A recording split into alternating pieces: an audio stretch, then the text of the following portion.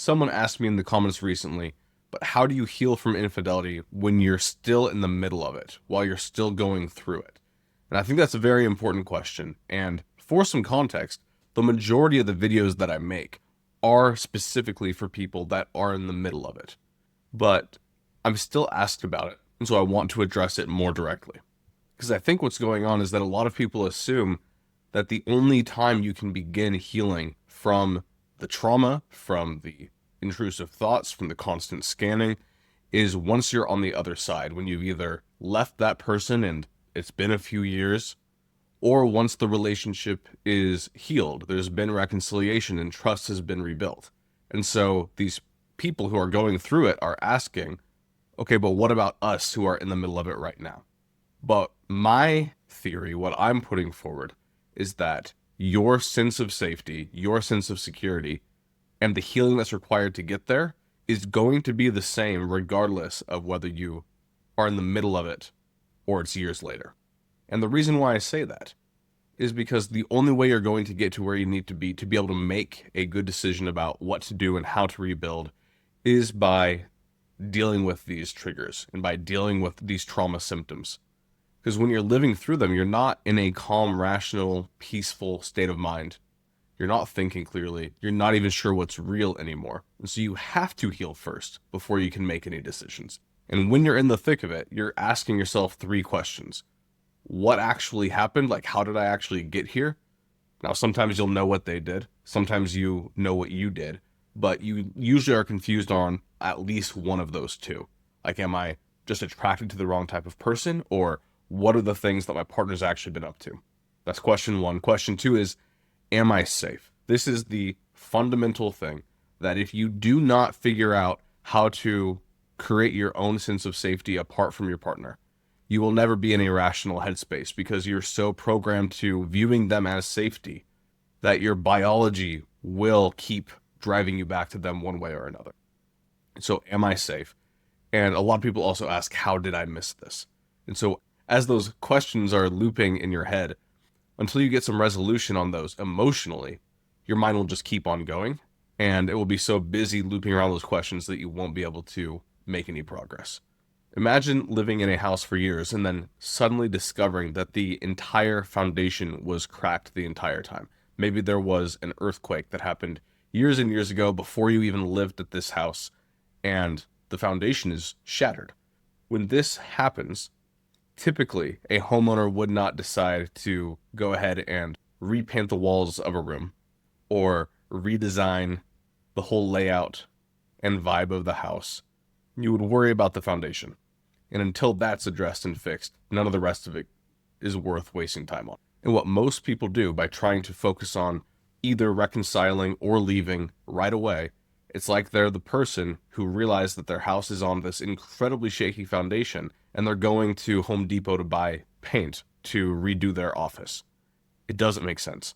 Because healing does not start with forgiveness. Healing does not start with leaving. Healing starts with stabilizing the trauma response. Your brain has to feel safe to be able to think clearly.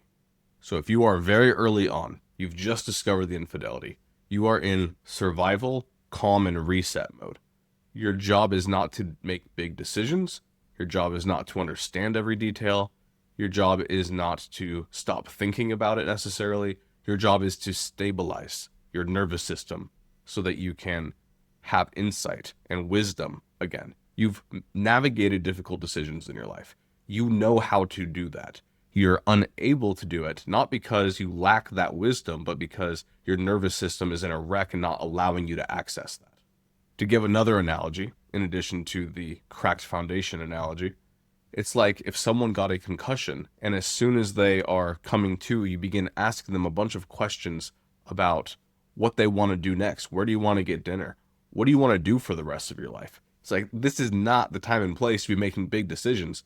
They need to rest and get their head right again. And you can use this analogy to explain to friends or family, if you want, who are insisting on giving you black and white advice. When they say things like, just leave or just forgive or stop thinking about it, your brain isn't at that stage yet. Your brain is trying to process what's going on. And so you can feel free to tell them that it would be the same as asking someone who just went through a concussion what they want to do for the next 10 years, what their next 10-year goals are.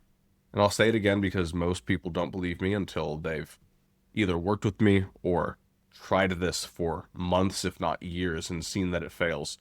The way that you get out of this is not through more thinking.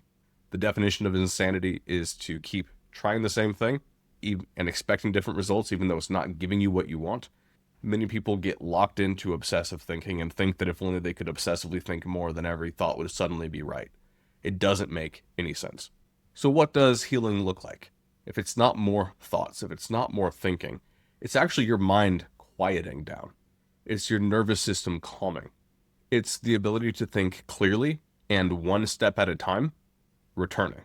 And most fundamentally, it's your self-trust coming back. Because with infidelity and betrayal, your confidence and your ability to understand what things are true and what things aren't is shaky. But again, there is a part of you that even when things are confusing is able to have like this inner knowing or intuition or gut instinct, whatever you call it, that's able to help you navigate still in the midst of ambiguity, in the midst of that uncertainty. Once you start feeling that spark come back, that's when you know that the fog is lifting, you're able to start seeing again, and real healing is happening. And so many people get this wrong when it comes to healing from infidelity. They wait for the chaos to end before they start working on themselves. But the truth is that the chaos will not end until they start healing. Healing is what ends the chaos. In other words, the biggest mistake people make is trying to solve the relationship or to solve their life situation before they solve for the trauma. And so if you are in the midst of this, here's 4 practical things that will actually help you start healing. Number 1, stop trying to decide everything right now. Make a list of things that you are postponing a decision on. That way, when you start thinking obsessively that you need a decision, or other people start telling you that you need a decision, you can think back to the things that you wrote down that you're intentionally postponing. Doesn't mean that you won't. And sometimes what you can do is even put it on the calendar as a to-do item or as a reminder. And for me, like I use Google Calendar, you can fill in quite a bit of notes in there. And so you could put every single question that you plan on addressing 1 month from now on the calendar so you won't miss it. Second tip, don't trust every thought that your brain is producing. Right now, because you're unsure of what's going on, your mind is going into overdrive in terms of creating every possibility and imagining every scenario that could have happened in the past, that could be happening now, and that could transpire in the future. And a lot of these thoughts will feel very real, but a lot of them aren't helpful. Your mind might start replaying things, comparing, trying to reconstruct every detail. You are free to notice that your brain is doing these things and then let them go. Tip number 3, focus on stabilizing yourself, not fixing the relationship. You can't rebuild trust or make relationship decisions or communicate effectively when your nervous system is still in trauma mode. The priority right now is getting your mind and body back to a place where you can actually think clearly again. So how can you do this? There are breathing exercises that I've been through in past videos. There are meditation practices, journaling, yoga.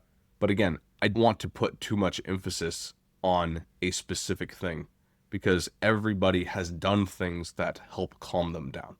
As simple as that sounds, people want to turn like nervous system healing into this great ethereal thing. Most of the time it's pretty straightforward. It's a combination of things that make you feel good, safe, happy, and at peace. And then it's talking to someone, which is tip number 4. It's talking to someone who understands these issues, who's an expert at helping people move through these things. Now, where people make mistakes here is talking to people that are just generic relationship experts or getting generic relationship advice from a friend.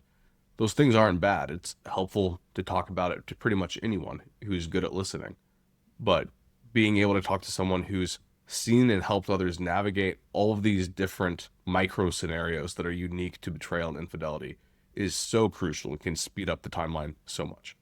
So feel free to book a free strategy call with me. We'll talk about your story. I'll give some advice. I'll share how I typically work with my clients. And we can talk about your situation in particular, like what might be keeping you stuck and some ideas for how you can move forward. Because I promise you, whether you work with me, you go about this on your own, you work with another professional, you don't have to stay stuck in this loop for years.